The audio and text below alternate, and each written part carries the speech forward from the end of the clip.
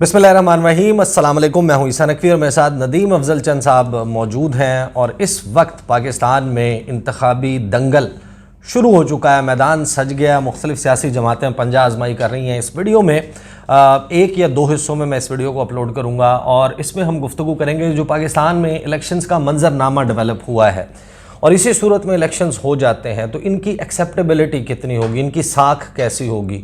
उसके नतीजे में अगर पाकिस्तान में हुकूमत कायम होती है, वो किसी की भी हो, पाकिस्तान तहरीक इंसाफ हुकूमत बनाए, मुस्लिम लीग नवाज़ बनाए, पीपल्स पार्टी बनाए, लेकिन जो प्रोसेस है, जो जिस अमल के नतीजे में यह हुकूमत बन रही है, तो क्या इससे मुल्क को जो इस्तेहकाम दरकार है, जो मुआशी और सियासी इस्तेहकाम दरकार है, वो मिल पाएगा या वो सवालात मौजूद रहेंगे। और अगर हमने इस प्रोसेस से गुजर के एक ऐसी हुकूमत कायम करनी है जो पाकिस्तान के चैलेंजेस को डील नहीं कर सकती, तो फिर इस प्रोसेस से गुजरने की ज़रूरत ही क्या है।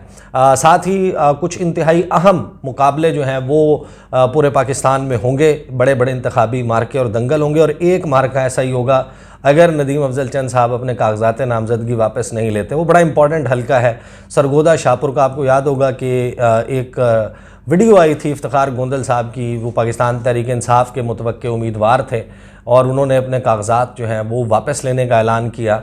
उसके बाद हमें पता चला कि नदीम अफजल चंद साहब भी उस हल्के से इलेक्शन लड़ेंगे, क्योंकि वहाँ से मरीम नवाज़ साहिबा जो हैं वो PP80 सरगोदा से इलेक्शंस में हिस्सा ले रही हैं। लाहौर में क्या होगा, पंजाब का इस वक्त सियासी टेम्परेचर, सियासी पल्स क्या बताती है। पीपल्स पार्टी और ने लियारी का मैदान छोड़कर बिलावल जो है वो लाहौर क्यों आए हैं, इसके पीछे क्या थॉट प्रोसेस है। और आगाज़ में नदीम अफजल चंद साहब आप मुझे ये बताएं कि इलेक्शन का अमल शुरू हो गया, जिस वक्त आपके इलेक्शन शेड्यूल आ जाता है, उसके बाद जो डेवलपमेंट्स हुई हैं कागजात नामजदगी के दौरान, क्या तहरीक इंसाफ कह रही है कि ये प्री पोल रिगिंग है? जो कुछ अब तक हुआ है, आपने बड़े एतराज़ात इसके ऊपर उठाए, क्या आप इसको प्री पोल रिगिंग समझते हैं?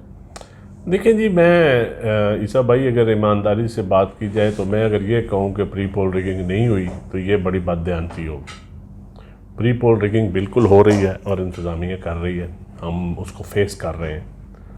उसमें रिटर्निंग अफसर के लगने से लेके और लोगों को इलेक्शन ना लड़ने देना, पैनल बनाने, डेवलपमेंट स्कीम्स के हवाले से, उससे पहले सबसे पहले विलेज काउंसिलों का जो नोटिफिकेशन आया था उस हवाले से, तो ये वो सारी चीज़ें हैं जो प्री पोल रिगिंग में आती हैं। और इसमें कईयों पे तो हम इन राइटिंग में दे चुके हैं इलेक्शन कमीशन को, और कईयों पे हम ज़बानी भी मीडिया के ज़रिए, और अब मज़ीद इन राइटिंग इंशाल्लाह देंगे। तो ये सूरत हाल है जो हम सारी जमातें पंजाब में माँ सिवाय एक जमात के वो फेस कर रहे हैं। तो वो एक जमात मुस्लिम लीग नवाज़ है, बाकी तमाम जमातों को आप कह रहे हैं कि पंजाब यकीनन वो जमात, इस वक्त लाडली जमात जो है पंजाब में, वो मुस्लिम लीग नवाज़ है। और इस वक्त जो लोग शामिल हुए हैं वो तो IPP में भी हुए हैं, लेकिन ग्राउंड पे IPP के साथ वो लाड नज़र नहीं आ रहा है जो PMLN के साथ है।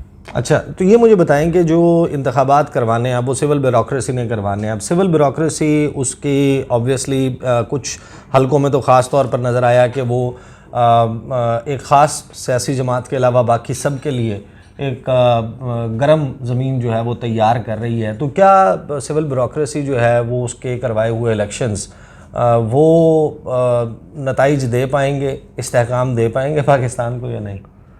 देखिए जी, सबसे बड़ा सवाल तो ये है कि क्या ये इलेक्शन होंगे या सिलेक्शन होगी।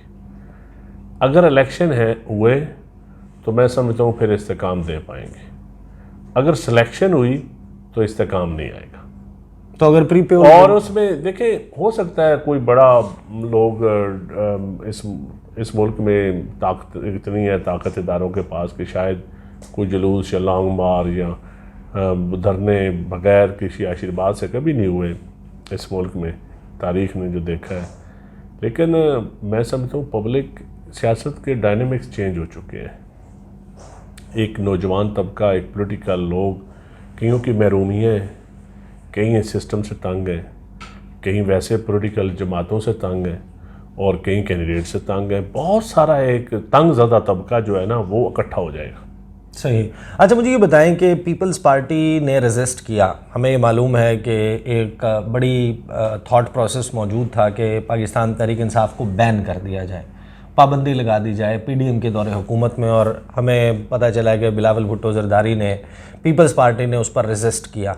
उसके बाद जिस वक्त से ये हुकूमत ख़त्म हुई पीडीएम की, उसके बाद से आप लोगों ने बार बार कहना शुरू किया कि लेवल प्लेइंग फील्ड सबको मिलनी चाहिए। तहरीक इंसाफ की भी आप बात करते हैं, बावजूद इसके कि वो आपके हरीफ हैं, उसके बावजूद आप ये समझते हैं, आपकी जमात ये समझती है। तो क्या एक आपने बयान दिया था कि पीटीआई के और पीपल्स पार्टी के दरमियान भी सीट एडजस्टमेंट या मुस्तकबिल में कोऑपरेशन की बात हो सकती है, क्या वो थॉट प्रोसेस अभी भी मौजूद है या ख़त्म हो गया? देखिए, सीट एडजस्टमेंट तो शायद वो नहीं होगी, मेरा ख्याल है हुई भी नहीं है। कोई रब्ता भी इस तरह पॉलिटिकल दोनों जमातों के अंदर नहीं हुआ, माँ सिवाय एक दो रब्तों के। वो असद कैसर साहब ने कुछ किए थे रब्ते राजा हमारे कुछ लोगों से, और फिर वो भी जेल में चले गए।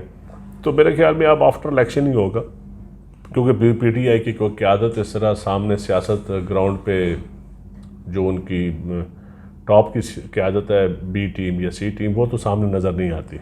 बल्ले का निशान लेकर पीटीआई को इंतखाबी अमल से बाहर करके, ये वो मामला है जिससे पीपल्स पार्टी भी गुजरी है, तलवार और तीर देखिए, का जो इससे मामला पार्टी हुआ भी था। गुजरी है, इस मसले से नून लीग भी गुजरी है। जब सेनेट के इलेक्शन हुए थे। पार्टी के साथ तो तलवार निशान लेकर फिर उस वक्त ले लिया गया, फिर फ़ौरन एक नई पार्टी बनानी पड़ी। तो मेरे ख्याल है उन तजर्बात से पीटीआई को भी फ़ायदा उठाना चाहिए। नहीं, लेकिन अब मुझे बताएं ना कि ऐसी सूरत में इलेक्शन होता है, आपको लगता है कि उस इलेक्शन की क्रेडिबिलिटी इंटरनेशनली और लोकली इस्टेब्लिश हो पाएगी, उसकी साख ऐसी होगी हुकूमत की? ईसा भाई, अगर हम पुरानी चीज़ों को दोहराते रहे, वही हम उसी रिंग में रहे, तो फिर मुल्क में तब्दीली नहीं आएगी। बिलावल भुट्टो यही कहता है कि रवायती तरीक़ों को छोड़ें, आगे का सोचें, एक दूसरे को बर्दाश्त करें, डायलाग करें, एक दूसरे के वर्करों से प्यार करें, मुल्क में पोलराइजेशन ख़त्म हो, नफ़रत ख़त्म हो, शिद्दत ख़त्म हो।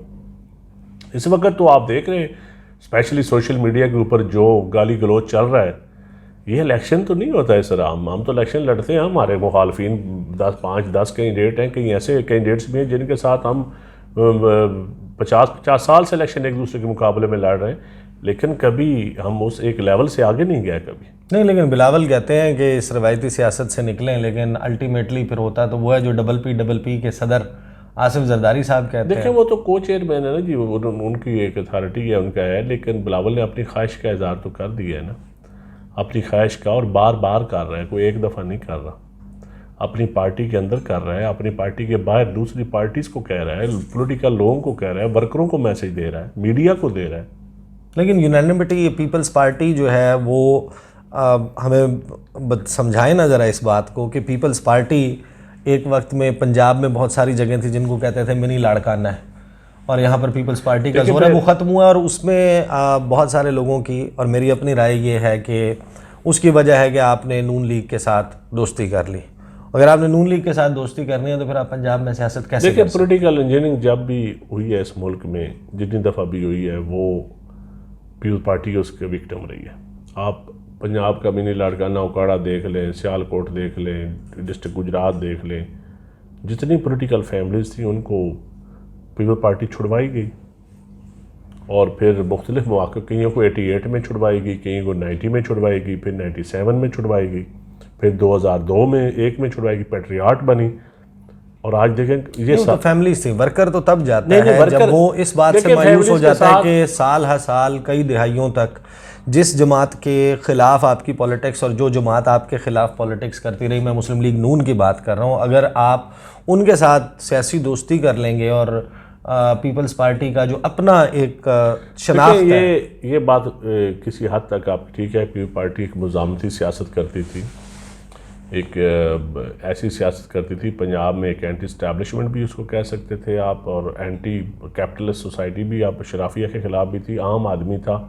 पीपल्स पार्टी का जो वर्कर था वो मिडिल क्लास और लोअर मिडिल क्लास का था। तो वो रिटर्न वो वापसी हो रही है उस सियासत की या मेरे ख्याल में 17 साल बीबी की एग्ज़ाइल और शहादत के बाद अब जाके लीडरशिप अपने वर्करों के दरमियान गई, अब जाके बार्स के अंदर अपने वर्करों को, अपने स्टडी सर्कल्स के अंदर, अपने मीटिंग्स के अंदर एक इंटरेक्शन हुआ है क़यादत के साथ लोगों का।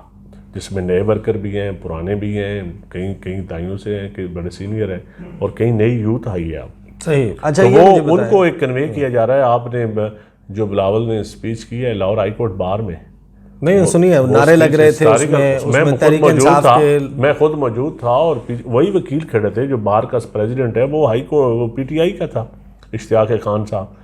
उनके साथ जो वकला आए थे, उन्होंने तकरीर, इश्तियाक खान साहब ने तकरीर की, बड़ी धुआंधार, रबिया बाजवा ने की, फिर पीछे वर्करों ने नारे लगाया, और बिलावल ने बड़ा पॉलिटिकल जवाब दिया उनका, और फिर वही लोग तालियां बजाते रहे बिलावल के लिए। सही। अच्छा, पीपल्स पार्टी का क्या मौक़िफ़ है? हमने जो कागजात नामजदगी जमा करवाने के दौरान सीन्स देखे, परवेज़ इलाही साहब की अहलिया कैसरा इलाही से कागजात नामजदगी सिविल कपड़ों में एक SHO खींच रहा है, या इसी किस्म के वाक़यात बहुत सारी जगहों से रिपोर्ट हुए और उसके वीडियो एविडेंस आए। तो आपकी सियासी दुश्मनी है, सियासी मुखालफत है PTI के साथ, लेकिन जमहूरी जमात होने के नाते आपका क्या मौक़िफ़ है कि ये वाक़यात इनको कैसे नहीं, जस्टिफाई किया जा मेरे इलाके में भी हुए हैं ऐसे वाक़यात कि लोगों को पेपर नहीं जमा करवाने दिए गए। मेरा ज़िला मंडी बाउजीन में भी हुए हैं वाक़यात। मैं समझता हूँ ये गलत हुआ है। सही। अब आ जाते हैं बिल्कुल मुस्लिम गलत है, बिल्कुल ऐसा नहीं होना चाहिए। अब आ जाते हैं मुस्लिम लीग नून की सियासत पे, और फिर हम बात करेंगे पीपल्स पार्टी के जो प्लान्स हैं उसके ऊपर। मुझे ये ज़रा समझाएं कि पंजाब में मुस्लिम लीग नून दावेदार है कि हम सबसे बड़ी सियासी जमात है। ऑन ग्राउंड पहले तो आप मुझे बताएं कि आपको पब्लिक पल्स क्या नज़र आती है? नून लीग पॉपुलर है? देखिए, जो पावर पॉलिटिक्स, जो SHO इंतज़ामिया के ज़रिए जो लोग वोट जो काम करवाना, जिनके सरकारी मुलाजम है, कोई पटवारी है, कोई तहसीलदार है, कोई लोकल गवर्नमेंट में मुलाजम है, उनकी फैमिली को प्रेशराइज़ किया जा रहा है कि आप नून लीग के कैंडिडेट्स की चाय पकाएं, उनको वोट का ऐलान करें, उनके लिए जलसा करें, उनको कार्डन मीटिंग करवाएं। ये सिलसिला जारी है पिछले 1 महीने से। अच्छा। और इसमें मैं आपको सैकड़ों नाम दे सकता हूँ, अपने इलाके के भी और दूसरे हल्के के लोगों के भी। दूसरा है जिनके बिजनेसेस ऐसे हैं कि जिन पे गवर्नमेंट उनकी आर्म ट्विस्टिंग कर सकती है, उनके भी बाजू मरोड़े जा रहे हैं कि आपका बिजनेस नहीं चलने दिया जाएगा, आप नून लीग के लिए ऐलान करो। अच्छा। तीसरे नंबर पे जिन लोगों के सरकारी थाने कचहरी में काम होते हैं, उनको सिपाही से लेकर हर बंदा DPO DCO तक सब टेलीफोन करते हैं, कहते हैं कि जाओ भाई नून लीग के कैंडिडेट से फ़ोन करवाओ तो आपका काम हो जाएगा। तो ये तो तो फिर ये बड़ी साइंटिफिक ये तरीका हमारे यहाँ तो हो रहा है, लेकिन हम लड़ेंगे इसके बावजूद, हम इलेक्शन लेकिन लोगों का क्या सेंटिमेंट? आप कल लाहौर में थे, लाहौर किला कहती है नून लीग हमारा। देखिए, मेरे ख्याल में लाहौर उनका अब किला नहीं रहा। पहली बात तो ये है कि लाहौर भुट्टो साहब के दौर में भी उनका किला नहीं था। दरमियान में ये जब पोलिटिकल इंजीनियरिंग हुई, 88 वाली इस्लामी जमहूरी इत्तेहाद वाली, और एक उस वक्त बिज़नेस कम्युनिटी के ज़रिए एक मियाँ साहब ने एक चीज़ों को प्रिवेल कर गए। पीयू पार्टी के खिलाफ एक प्रोपेगेंडा भी हुआ कि जी ताजर कम्युनिटी के ख़िलाफ़ है, बिज़नेस के ख़िलाफ़ है, लेकिन अब वो साबित हुआ पिछली 2 हुकूमतों में कि पीयू पार्टी तो ताजरों को और बिजनेसेस को मज़ीद फ़ायदा देती है।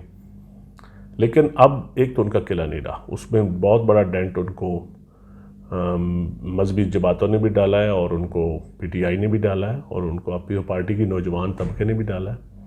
तो जो लोग हैं, अगर वो आपको लगता है कि नहीं खड़े हुए, वो मियाँ साहब तो ड्राइंग रूम से बाहर नहीं निकल रहे, पार्लिमानी बोर्ड के इजलास से खिताब करते हैं, वो लोगों का रीच आउट क्यों नहीं है? वो क्यों, ये कैसी पॉलिटिक्स है? मियाँ साहब तो बेहतर जवाब तो उनकी जमात के कोई बंदा दे सकता है, लेकिन लग तो ऐसे ही रहा है कि उनको कोई ऐसी गारंटी दी गई है कि शायद वो कैंपेन करना ज़रूरी नहीं समझते। अच्छा, आपको ये लगता है? मुझे तो यही लगता है। वरना कौन सा सियासी जमात का कायद हो सकता है कि वो इलेक्शन शेड्यूल आने के बाद भी वो ना प्रेस कॉन्फ्रेंस कर रहा है, ना वो टीवी पे इंटरव्यू दे रहा है, ना वो जलसा कर रहा है, एक 12 मिनट का पार्लिमानी बोर्ड से खिताब जो है वो टीवी चैनल्स को भेज दिया गया। मेरे ख्याल में एक तो ये भी हो सकता है कि उनके ऊपर, क्योंकि उनके साथ जो शहबाज शरीफ को चेक की सूरत में रखा गया कि शायद मियाँ साहब कोई पुरानी बात ना कर दें, तो मुझे क्यों निकाला से मुझे क्यों बुलाया तक का ना सफ़र शुरू हो जाए। अच्छा, तो आपको ये लगता है कि मियाँ साहब जो है वो, तो मेरे ख्याल है वो मियाँ साहब को खामोश रहेंगे? मियाँ साहब को उनकी खामोशी भी किसी डील का हिस्सा है। अच्छा, मियाँ साहब की खामोशी उनको मेरे ख्याल है खामोश कराया जा रहा है। 18 सितंबर उनकी जमात के बड़ों ने उनको खामोश करवाया हुआ है मेरे ख्याल में। मियाँ साहब की जमात के बड़े तो मियाँ साहब खुद नहीं है? नहीं, उनसे पीछे भी तो है ना शहबाज शरीफ साहब का जो कैंप है, ये जो लोग चाहते हैं कि मियाँ साहब कोई ऐसी बात ना करें जिससे कोई नाराज़ हो, 18 या से कोई वोट को इज्जत देने की बात नहीं निकल आए मियाँ साहब के मुंह से।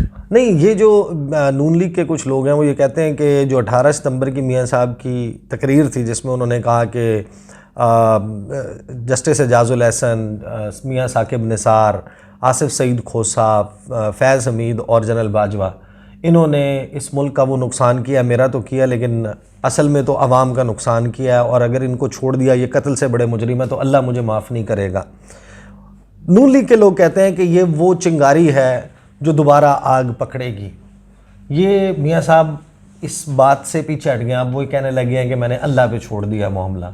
तो मियाँ साहब, आपको लगता है कि वज़ीर आज़म बन जाएं अगर चौथी मरतबा, इसी प्रोसेस के नतीजे में जिस तरीके से ये सब कुछ चल रहा है, तो उनकी लड़ाई नहीं होगी, वो अच्छे बच्चे बन के अच्छे तरीके से इसी तरीके से कंडक्ट रखेंगे, या ये लड़ाई फिर पड़ेगी?